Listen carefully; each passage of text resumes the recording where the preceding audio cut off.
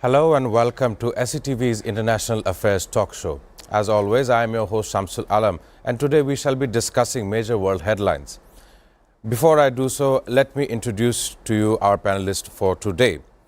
First, we have Mrs. Shaika Laulak. She is the lecturer and coordinator of the Department of English in Bangladesh University. And next, we have a heavyweight, Lieutenant General retired Dr. M.D. Aminul Karim, who has served in the Armed Forces of Bangladesh in various capacities, is a veteran scholar with visiting professorships at Ohio State University and the University of Malaya. Mr. Aminul Karim has also authored a range of books regarding regional cooperation and defense. Thank you both for joining our discussion today. Thank you. Our pleasure. Let me give you the context and let me begin in a breaking news. US President Donald Trump's exchange of comment with Russian President Vladimir Putin. As we see in the media reports, after a barrage of bombardment by Russia on Ukraine, Donald Trump has commented saying that his Russian counterpart Vladimir Putin is, quoted, absolutely crazy, and that Donald Trump in general is very unhappy with such an action. Later, the Kremlin clarified in its state media that these remarks of Trump were a build-up of, quoted, emotional overload. Mr. Trump did indicate that he would pursue sanctions against Russia, but is reluctant to do so in alliance with the European Union. My first question would be to Mrs. Shaika. Donald Trump has stolen the spotlight in relation to world affairs. His focus towards international issues are highlighted more often than his decision-making at home. In your opinion, should Donald Trump be addressing domestic issues of the United States before poking his nose into conflicts around the globe, which may increase chances of prolonging the conflict? Please elaborate. Thank you for the question. So, we have seen the US President Donald Trump to give such statement yesterday, and we have also received an answer from the President of Russia, that is Vladimir Putin, who has actually elaborated on this note that this comment or statement is actually lacks the farsightedness from a big figure, a president of the United States, and which shows that he has actually lacked that future relationship building associative mentality towards Russia, Ukraine, or such countries who are actually engaged in such kind of conflicts. Moreover, if we look at the time of the incidents, that is the time when the aerial attacks were launched by the Russian militants on Ukraine, and the time when Mr. Donald Trump made a comment, that is, the timing is the comment was after the escalation of the situation. So, the comment, I think not rather the comment, rather the incident itself actually provoked Mr. Donald Trump to actually rebuke and to give such a statement. Because if it would have been his statements from long before, then we wouldn't have been witnessing such a prolonging war for the past 3 years from February 2022. So it's more of actually their intention to prolonging the war in disguise of such situations, such comments, such statements. We have seen that another rare incident that I would like to mention here, that just after a few hours of the aerial attack by the Russian militants of 9 drones and 9 missiles and 355 drones, the prisoner exchange has been taking place between Russia and Ukraine. 1,000 prisoners each on each side. Yes, 1,000 prisoners. So it actually signifies what they want, what is their intention actually. And as far as Mr. Donald Trump is concerned, we have witnessed such kind of, what should I say, peculiar statements and very relentless statements before. If I have to give an example, Sure. that a week before, when Mr. Donald Trump greeted the South African President Cyril Ramaphosa in the White House, so they were supposed to elevate the and reduce the shock that the two countries has been facing for a long time. But surprisingly, the US president addressed that the white farmers in South Africa is actually being persecuted. So he actually addressed that there are white genocide taking place in South Africa. Not only that, he also, we have seen, and his words, choice of words are such that when he had a conversation with the president of Russia, Vladimir Putin, over the phone, so after the conversation, his statements and reactions were like that he's very angry. I'm quoting his statements that he's very angry, he's pissed off, and he is actually being tempted by the other side to actually take him along in this conflict. So none of his statements have actually played a significant role from the past. However, it did escalated the intensity of the situation, because if we look at now that after the statement that we are talking about is actually he made that he called the Vladimir Putin absolutely crazy. Yes. So, in my opinion, this statement could lead to two consequences. The first one, as it has been stated that Putin is absolutely crazy, so it's actually a chance for the Moscow to actually do something absolutely crazy. And now they won't have actually any excuse or any retaliation towards Kremlin. And on the other side, Kremlin is also being prepared, because if we see that the German Chancellor, Mr. Merz, he said that now no longer there will be any limitations of arm delivery towards Ukraine. So Ukraine is now free to defend itself. Yes. And what Germany was preparing, they were wanting to supply their missile, the Taurus missile, to Ukraine from a long discussion that we have witnessed. And the Taurus missile I mentioned is actually a very powerful missile within a range of 500 kilometers, or if I have to specify, 300 miles. So we can anticipate that what kind of intensity this prolonging could take place in the near future, as both the parties have acted on their prompt. Moreover, we have seen that in the campaigns, election campaigns, Donald Trump made some promises that he would, whenever he actually takes the control, he would actually within 24 hours will actually minimize this Russia-Ukraine conflict.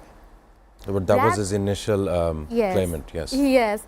Rather what he did, he actually made some sanctions on Moscow.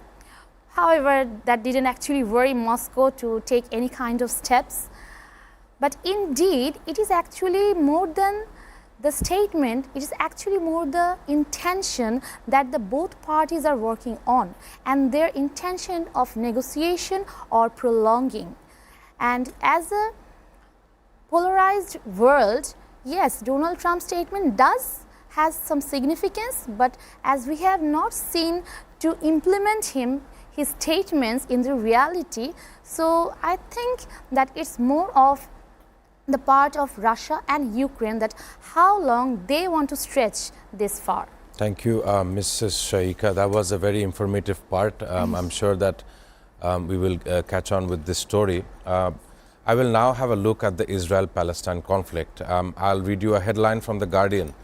Thousands of Israelis join violent racist march through Jerusalem's Muslim quarter.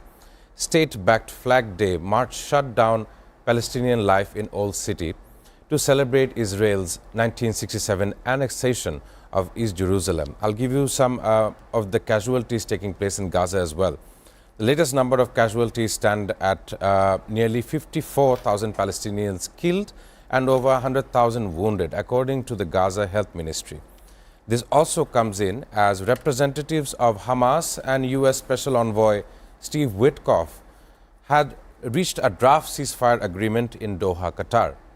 The proposed deal includes a 60-day truce and the release of 10 living Israeli captives alongside the remains of several others in exchange for Palestinian prisoners in 2 phases. My next question is to Mr. Aminul Karim. As you hold vast military knowledge in regard to war zones, Israel has caused a modern-day example of genocide and used technological advancements such as artificial intelligence to target women and children. Is there any significant political win for Israel committing to such horrendous act? Thank you, Mr. Pantho. Pantho, yeah. And thanks to the SATV, this is my probably second or third or fourth time I'm coming to this channel, and I'm grateful to this, to the authority of this SATV for giving me this opportunity to talk on all very burning and pertinent issues which are disturbing different parts of the world, Ukraine and Gaza and so on and so forth. Now this is a we call it vexed issue in geopolitics.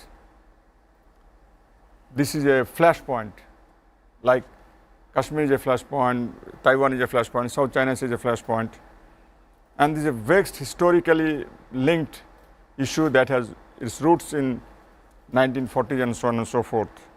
Israel is an expansionist power, very aggressive power, very brutal power, and then they have committed the most heinous genocide that one can think of. And they have not honored a single UN Security Council resolution so far, not a single one. They are utilizing the best of their technologies, AI operated as you said. But I think Hamas people are also giving a good fight. They have not given up. They are dying, 54,000 dead, and I think 30% of them are children and women. And they have no shelter, no food, no medicine. They were, sheltered in a high school. The high school was bombed only just the other day. Now, I think they have a long-term plan. They want to evacuate these people out of this place, like they did before. After the 67 war, after the 1948 war, many of the Israelis had to take shelter outside Palestine, in northern African countries, or in Egypt, or in Jordan, and so on and so forth. So they have a vision in league with the Americans. Americans are supporting this proposal. They want to make it their own. They will grab this part and then just leave on the 20% or 30% of the area for the Palestine. You will take it or leave it. So that is their aim. They want to fight it out. It's more than 13 months the war is dragging on, but I cannot imagine how are the Palestinians, sticking to it. They are taking the assault, the hits, what should I say? So much of torture, so much of humiliation, so much of genocide, so much of ethnic cleansing, so much of death, injuries, bombardments, and you name anything. The world is trying to, there is a mediation team working on it. They are trying to mediate it. That's good news that they will have a 60 days truce and with 10 hostages exchanged. This is very unfortunate for this world to witness such horrendous genocide, pogrom we call it, ethnic cleansing we call it. Very sad. As a human being, as a citizen of this world, I feel miserable about it. And Israel is not going to give up. No way, they will not give up. They will take over that Yunus city. I think they have already asked the people of Yunus city to evacuate. What do you call that? Whatever it is. And they have been doing it all along. East Jerusalem, they didn't agree. There was a proposal already agreed during President Clinton's time that we'll have two-state solution. Two-state solution is dead. Is dead. Yes. They want to make sure that project is dead, absolutely. And I'm sorry to say, Saudi Arabia, Egypt, Jordan, Turkey, if they have united, we could have given a good blow to the Israelis. Iran is fighting it out, but alone it cannot do it. But America, I don't know, it is a state policy. we call it vital national interest of America, that they must always support the Israelis militarily. We call it vital, ground, the ground that must be retained by military means, and that they will ensure it. At least during Biden's time, Democratic government's time, there was at least some communication. The Secretary of State used to often come and visit and try to cool them down, but that has really vanished. Even Trump wants it seriously in the heart of his heart that let this, let these people get out from this place, and we'll make. He even talked about we'll make some resorts here, something Yes, like initially, that. a month and a half ago, Donald Trump did say that he was going to make resorts and completely change the land that we know as Gaza today. And transfer them to the North African countries. That is outrageous, preposterous. And I condemn that I'm feeling very bad about that. It's completely normal to feel distressed about such an issue. Very, very difficult to accept it. Very, very difficult, especially for the children, small children, the babies, and it is too inhuman. But at least for the first time, the British Prime Minister and the German Chancellor has spoken against the Israel for the first time. The problem was created by the British in 1948. Yes, 1948. And they are the main culprit. And that Balfour statement and all those things. But at least they have spoken about it against the Israelis. Hold on. But they will not. You cannot restrain them. They will go ahead. We have to fight it out by some other means. Thank you, Mr. Karim. I will have another question to you regarding on the same matter. Sure. Yesterday, we've seen in Spain the Madrid Five coming together, a coalition of 20 countries, and their main issue was regarding the recognition of the state of Palestine. Note to you that the original settlers, who are Israeli settlers, have made sure in infrastructure that they would take over the Palestine state slowly but surely. As you said, they will never stop. Earlier today, we've seen the Prime Minister of Australia, Anthony Albanese, also commenting, before opening his talk to the media, he was commenting that an entire condemnation of the Israel state should be issued. Not only that, EU, Canada, France, UK, some of them are having talks where they are going to levy sanctions towards Israel. As we see this horrendous act, there really is no kind of political win for Israel. The only win they would arrive at is the diminishing of the Israel, of the Palestinian people. How do you see this Western influence suddenly changing? You see the majority of the white countries are now realizing, including Piers Morgan, an American broadcaster, even he admitted this was a modern day example of genocide. How do you feel? Yeah, it's a glaring case of genocide. There's no doubt about that. I think after Hitler, I think it's much more than what Hitler did to the Jews.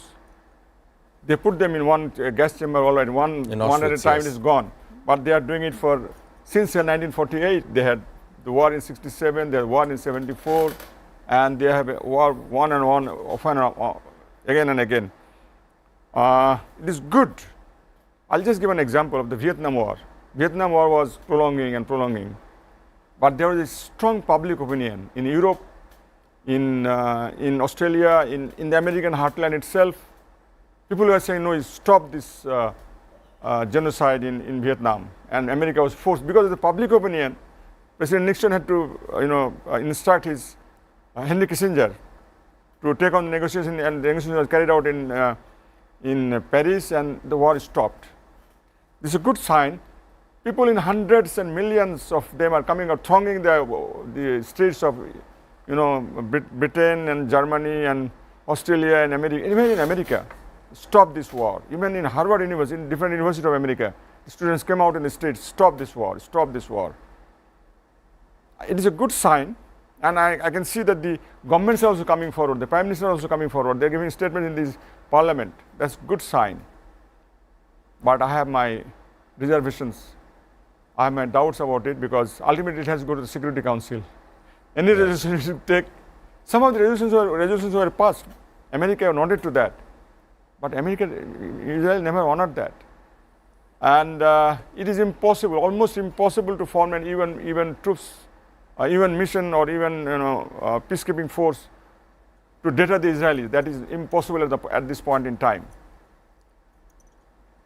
But I would tend to say this is a good sign that we are getting sympathies from the Western world, Western people, and Western government as well.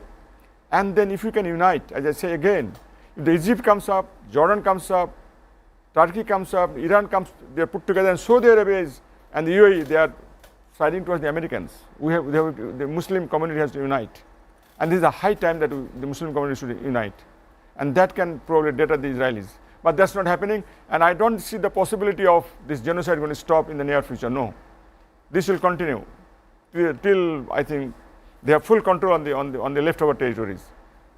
Thank you, Mr. Karim. My pleasure, yeah. That was definitely very descriptive. I will go on to Mrs. Shaikh, a complementary question as well.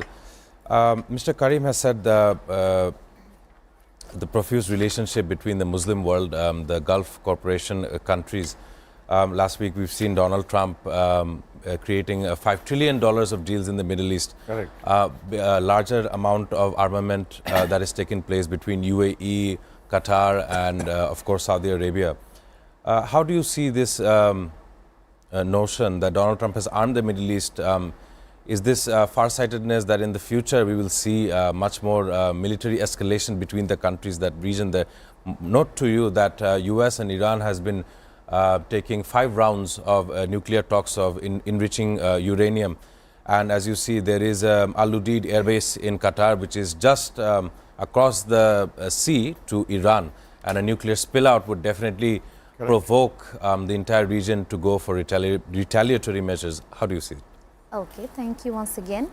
So, Donald Trump's association with the Middle East to supply them the armed force and to strengthen the militant powers with them is actually nothing but another his technique to maintain the control as a unipolar world. As he wants to exercise the ultimate power towards Iran, and not only Iran, but he is actually making Iran the foreseen target, and he is actually exercising that target to make others realize and understand that what America has capability, that how they are prepared, that how they can actually convince and take control the territory who they actually share disputes with. So it's not just their militant retaliation, rather it is actually their foreign policy to maintain the control on the entire world. As you mentioned, that they have the talk with Iran on the nuclear issues and so on. This is actually to make the world know that yes, I am here and United States is there. So we have our wings around the world. So if anyone tries to make any kind of step or make any kind of attack towards the United States, that they have friends in each of the region in the world. And the Muslim world is not an exception over here, because we always have seen the disputes with the United States or the Western with the Eastern, especially in the Middle East, because we have seen a clash of religion, we have seen a total clash of cultures, that is, we are totally opposite to the Western culture, and the Muslim world is more of a conservative type of world who does not want to exceed their power, their territory to anyone who can actually have a grasp on that. That's why the Muslim world itself is also knowing and informing to the rest of the world that they are allied with the most powerful nation in the entire world. So if anyone has to look on them, they have their friend, that is the United States.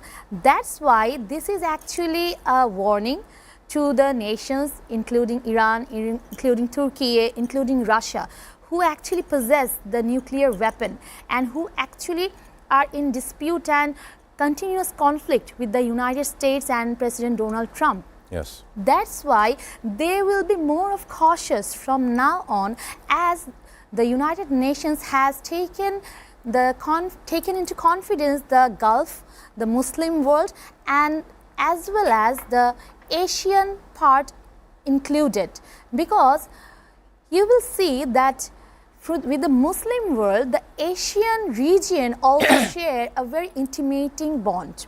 That's why it's not just the relation with the Muslim world, it's also what Trump is doing. He is actually enhancing, he is actually forwarding his hand towards the Asian as well, because if you are a friend to the Muslim world, so you can be friend with anyone. Thank you, Mrs. Shaika. Definitely, ladies and gentlemen, we shall be talking about the 46th Asian Summit. In addition, China's role in the South China Sea draw similarities with the West. In addition, India's perspective of Pakistan-China ties will also be discussed. Do stay with us as we head for a commercial break.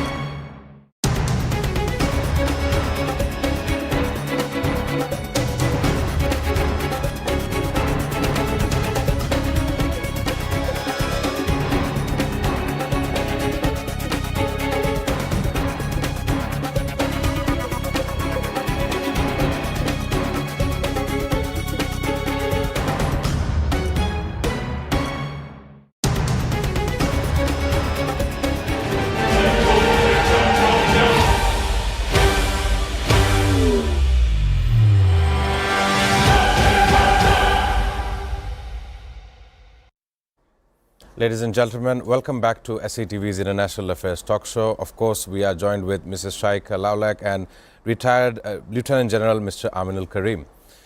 We will now look at Southeast Asia. Yesterday, we've seen an ASEAN summit opening up in Malaysia with key regional issues on its agenda. It includes US tariffs, Myanmar conflict, the South China Sea maritime disputes among the major agenda items. ASEAN stands for the Association of Southeast Asian Nations, and this time they will be definitely looking into the internal conflict inside Myanmar, how Vietnam, Laos, Philippines, East Malaysia has disputes with South China Sea as the major agendas, as I've said. The Malaysian Prime Minister Anwar Ibrahim is presiding over this summit as the 46th summit.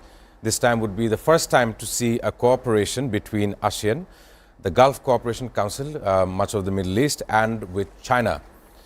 My question will go to Mrs. Shaika. Southeast Asia is a powerhouse of nations which was left shocked as protest Donald Trump unleashed tariffs, the highest being in Cambodia at 49% and Vietnam at 46%. Both are RMG-heavy economies. Does the Southeast Asian countries have more reason to unite in the face of such retaliatory tariffs? Okay, thank you.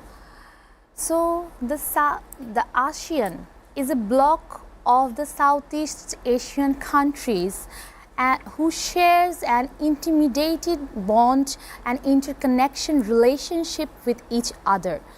And this 46th ASEAN Summit is actually addressing the important issues not only of this region but also globally, that already you have mentioned, the Myanmar conflict, the dispute of the South China Sea, and more importantly the imposed US tariffs on this Southeast region. So from my point of view, there is not only one but plenty of reasons that the Southeast nations need to come up together, stand together and unify themselves more stronger than ever. See, if it's not just the tariff, yes, I agree with you that the tariff has been imposed very seriously and it has actually hampered the economical growth of the Southeast region, because you will see that countries like Vietnam, Cambodia and Thailand and so on, they are not only just rising in terms of the RMG sector, but also they are other export oriented and they are industrializing very rapidly. So it's actually time for them to deepen their economical intermediate connection. Why? To shield themselves, their economy, their culture from the global slowdown, from the exploration of power exercise over them. Because you will see that these nations possess very vital resources. Yes. Through which they are actually making a rapid progress in the world. And as we have seen that the host country, Malaysia's Prime Minister Anwar Ibrahim also stated yesterday that the ASEAN nation had to stand together more strongly, more firmly than ever, because they have to weather the storm of this economic stagflation. That's why not just the economic stagflation, but also the cultural boundaries, the cultural, what should we call it, that is the pushing that we have seen over the decades in these countries. And as you mentioned that we have to be more friendly towards the partners whom with we share a bond. The new dimension of the ASEAN, GCC and China collaboration is actually opening doors for further discussions to actually face the challenges that has been imposed through the US tariffs. So in my opinion, not just for these reasons, but they have actually addressed their regional issues as global issues. The Myanmar conflict regarding Rohingya, how they actually pushed in Rohingyas into Bangladesh. Yes. I hope that 2018. they will also make a stand. They will take a very firm stand on the Rohingya issue as well to solve this dispute that has been going on for the last couple of years in Bangladesh. And not only Bangladesh, the Rohingyas themselves are the sufferers. So as a growing country, we have been coping with this situation of giving shelter. But ASEAN's member countries need to come more firmly and forward in order to address the issues not from the regional perspective, but from the global perspective as well. Thank you, Mrs. Shaikh. Definitely, we were talking about Southeast Asia and the ASEAN Summit. In another story, I'll give you a breaking news actually over the last 3 days. The Philippines accuses China of aggressive tactics in the South China Sea. China's Coast Guard says a Philippine vessel dangerously approached its ship, resulting in a collision. The Philippines Fisheries Bureau has accused China's Coast Guard of firing water cannons and sideswiping a Filipino government vessel during a research voyage in the disputed South China Sea. Now, the United States has a significant military presence on Diego Garcia, a British-administered island in the Indian Ocean. while China has established a military presence in the Spratly Islands located in South China Sea. Both areas are strategically important and involve significant military activity and a future potential for conflict. My next question is to Mr. Aminul Karim. I have read your publication titled Geopolitics of the South China Sea and in the Coming Decades. How do you see China's vast military expansionism? Has China broken any international maritime laws? Yeah, there was an arbitration in the Arbitration Council of the UN with the Philippines. China lost that case, but that's immaterial. China didn't. It doesn't matter to China. It doesn't matter to China. They are aggressive now. I will not use the word aggressive, that will be undiplomatic, but China is assertive. Assertive, yes, most definitely. And about South China, no, I have to see the whole picture. I have just again published a new book on Taiwan. It's Yes. just published about a month back. So Taiwan, South China Sea, East China Sea, come down to Natuna Islands, Malacca Strait, these are all linked up. Even Linked up to Bay of Bengal, these are all linked up. Rohingya issues, and then Chinese bypass strategy in the Myanmar area, these are all linked up. It's good to see the ASEAN summit is being held, and ASEAN has its own, it's a good economic, I'll not say alliance, but it's a good economic union sort of thing. And they have FTA, free trade agreement within ASEAN countries. And if ASEAN as a whole has FTA with China. So they are deeply involved with China in matters of trade and commerce. Now I'll I'll link up the Middle East and this portion. Please. But over there, China was trying to penetrate in Middle East. I think the Crown Prince of Saudi Arabia visited China, and the President also visited Saudi Arabia, I think about a year back or so.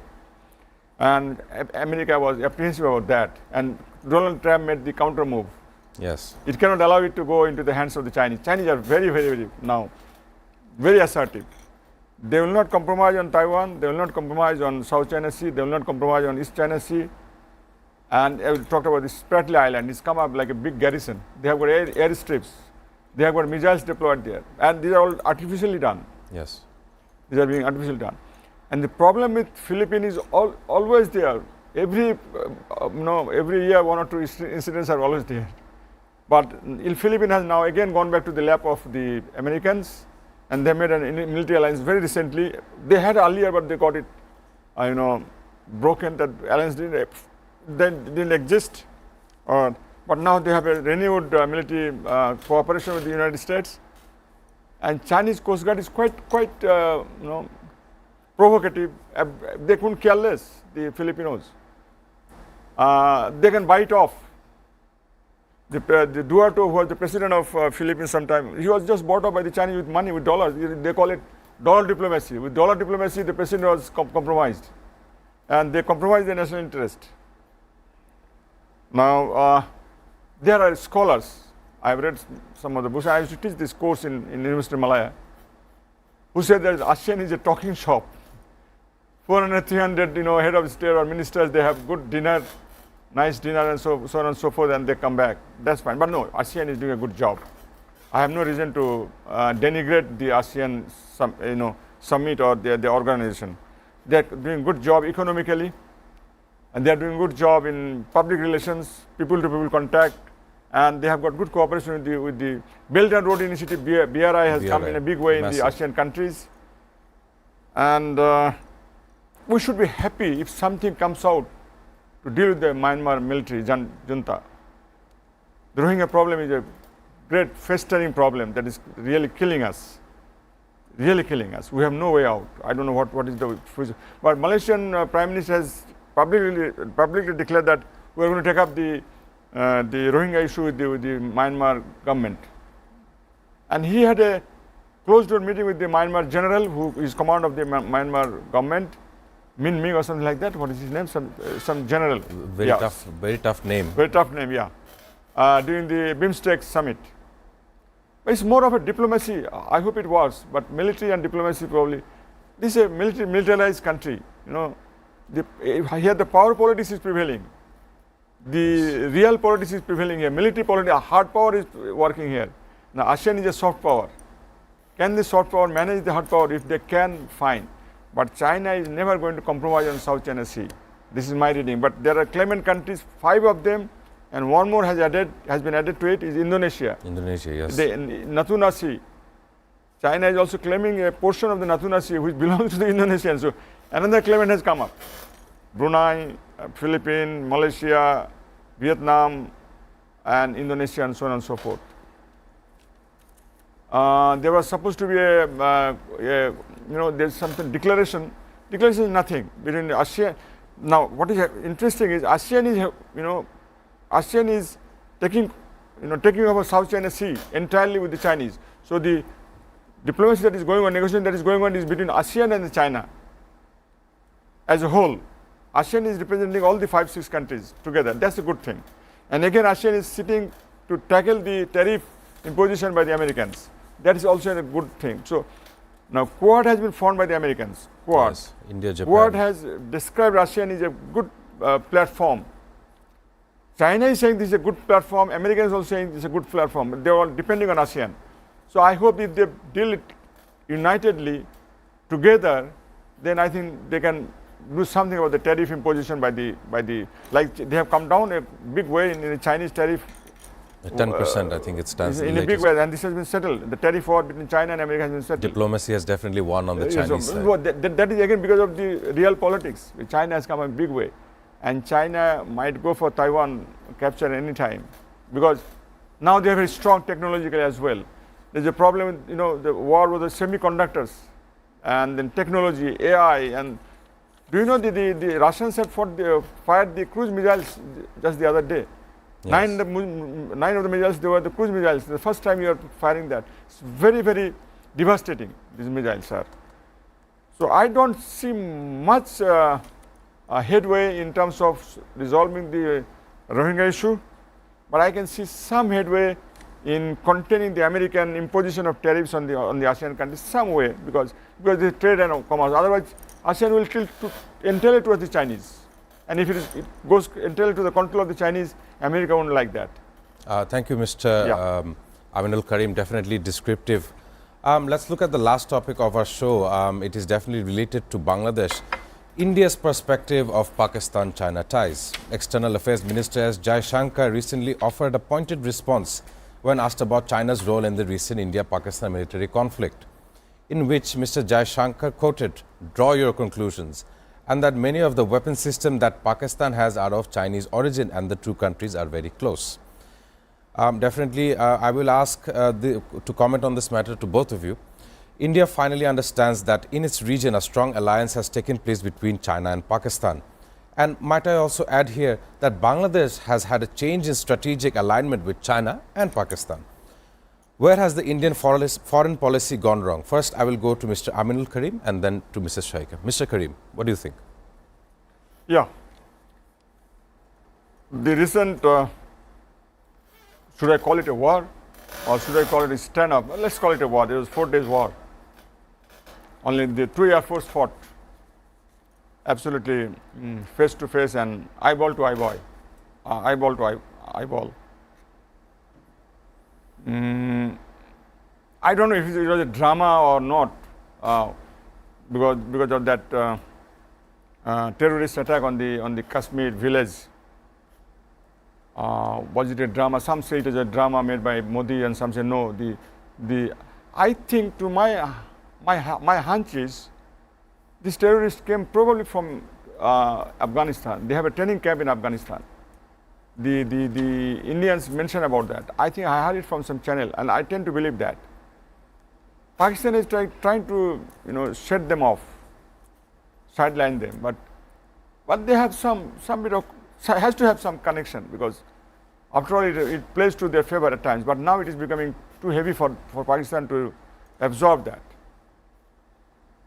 But India had a massive, what should I say? Shouldn't I, a defeat? We call it a defeat. I would say, I tend to say like that. Pakistan Air Force played havoc to the Indian Air Force. Yes, 6-0. 6-0, gone. And Pakistan pilots were very smart. Technology was too good. System integration was too good. Aircraft, air-to-air missiles, ground radar, aircraft radar, AWACS, the ground stations all were very nicely connected. They were synchronized, and the pilot was too smart. They fired the missile 200 kilometers away from the target, which were the French aircraft, the state-of-the-art aircraft. They were shot down. 5 of them were just down. 3, I think, these French. What is the name of that? I forget the. Rafale fighter jet. Rafale. The Dassault manufacturers. Yes. And one was MiG-29, the other one was Su-31. Su-31, yes. Very good, fantastic work the Pakistani pilots done. And they also targeted some of the air bases in India by ground-to-ground missiles. And they also targeted some of the sites in the Kashmir, Indian occupied Kashmir. And India also retaliated. India hit at the Pakistani air base in Lahore and also Rawalpindi. But in the final analysis, when 6 of the aircrafts, and Rafale is state of the art, absolutely. Chinese F-17 is not supposed, F-10 is no match to the Rafale. But just because they call it PL-15E, this missile played havoc to the it's state of the art. Yes. So Chinese technology is coming up in a big way. And before the air-to-air combat, they blocked the Rafale system. If you block the system, radar system, you jam them, you are helpless. You could not even take, scramble. Right. So the deputy air chief of Indian Air Force was fired just before launching the ground missile Definitely, assault. Mr. Karim, that was a very nice analogy into the matter. And towards Mrs. Shaika, definitely we see Bangladesh having strategic alignment with China and Pakistan. What are your comments, especially that India is now cornered in 3 sides? Okay. India is not cornered. India actually has made itself cornered, because as we are talking about India's foreign policy, so we have to mention and drag the liberation war of Bangladesh over here. And we have seen that India is our most close neighbor.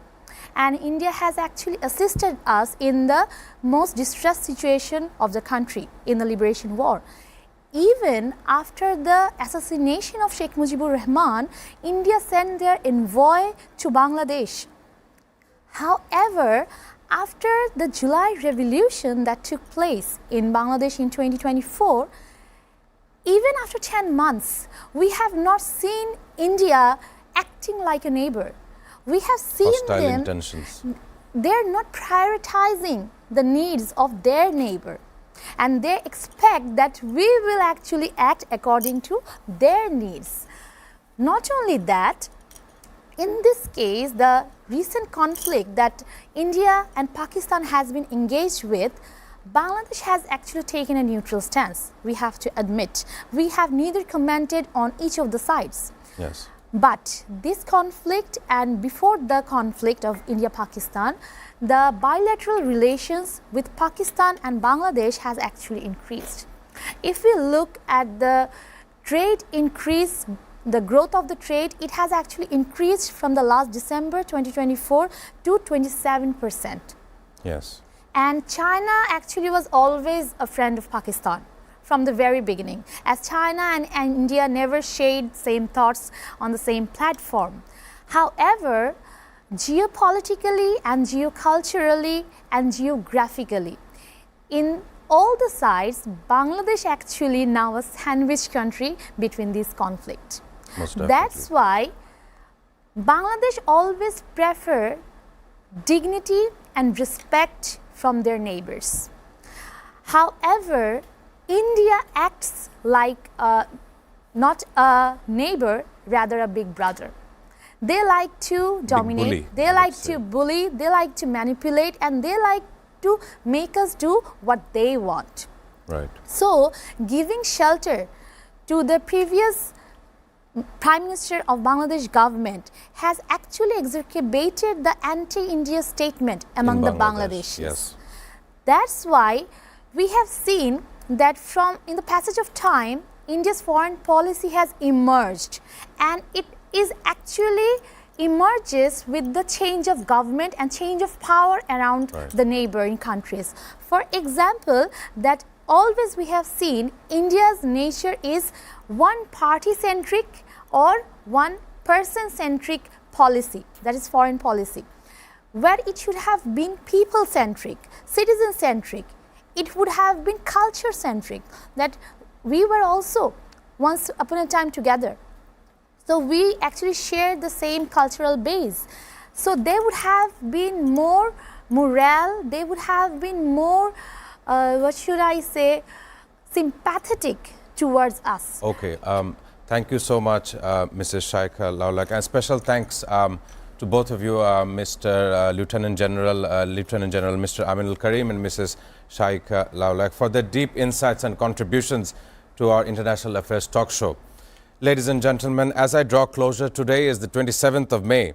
This day is celebrated as Memorial Day and is a federal holiday in the United States that honors and remembers those who have died while serving in the military, first observed after the American Civil War.